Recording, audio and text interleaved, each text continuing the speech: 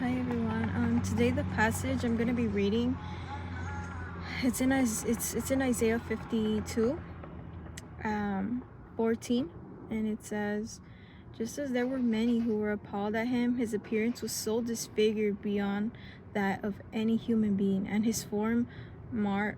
Every time I would think of the Lord being crucified, before I really started reading His Word and everything, I would only think about like it would just be something that I would be like, oh, okay, He died for my sins, He died for everybody, like I never knew the depth in which He, like the pain He had to go through just to get to me, just so I can have all the promises that His Word says, and I can be saved, and when I die, I can end up going to eternal glory with Him. I always saw it as just something like sadly insignificant.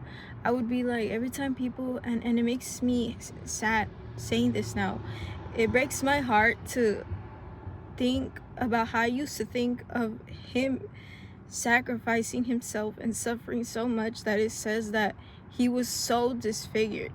Like, to go through something this horrific pain and be so disfigured just for someone like me, like we're sinners, and we tend to always just like basically go like this to Him. It's like, oh, okay, it's not serious as it should be, as it should be taken.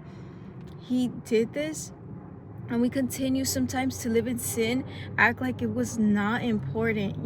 Like, I would never, I know this sounds wrong, but I would never go through pain for someone else, especially if I know it's gonna leave me scarred, wounded. If I knew like everything I was gonna go through, and Jesus knew everything He was gonna go through, He knew it already, yet He still decided to go through it, and He was disfigured and scarred just for us.